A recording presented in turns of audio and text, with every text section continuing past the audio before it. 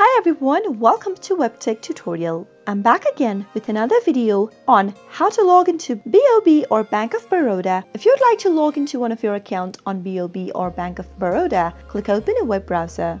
In the search box at the top, type in www.bankofbaroda.in and press enter. You'll end up in the official website of Bank of Baroda. Now, in order to log into your account, go and click on the login button in the top right corner, and doing this will open up a pop-up window. In order to log into your net banking account, you can go ahead and click on these two options over here. If you'd like to use it for India, then click on this first link. If you'd like to log into one of your international accounts, you can click on the second link. Simply click on one of your selection, and this will open up a new tab where you'll be able to see the login area for your account. Go to the user ID text box and type in your user ID associated with your account.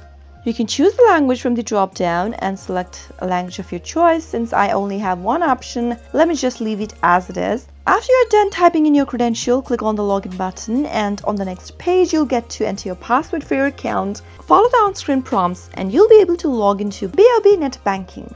I hope you found the video to be helpful. Comment down below in the comment box if you have a question or a feedback for us. I'll soon be back with more tutorial episodes. Goodbye till then.